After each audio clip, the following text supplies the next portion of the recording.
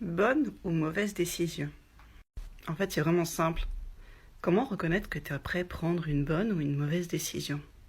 Allez, on commence par la mauvaise décision. Quand tu prends une mauvaise décision, c'est qu'elle va à l'encontre de ce qui vibre à l'intérieur de toi.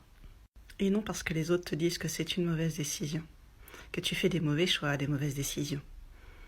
Enfin, qui te le font sous-entendre. Alors évidemment, prendre une bonne décision, c'est quand ça vibre avec tes valeurs, avec tes convictions, avec ce qu'il y a le plus profond de toi. Parce que dans la vie, finalement, toutes les décisions que tu prends sont des expériences.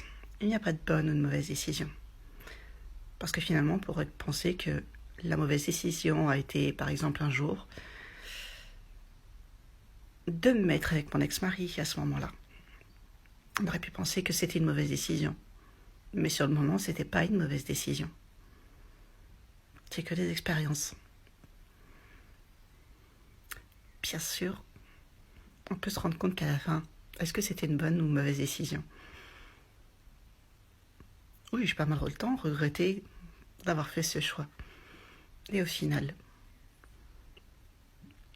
c'était juste un défi que la vie me mettait sur ma route pour faire de moi une personne plus forte aujourd'hui, avec un caractère beaucoup plus indépendant, qui sait ce qu'elle veut, et que personne ne prendra des décisions pour moi, ni à ma place, et ne décidera de ma vie, tout simplement.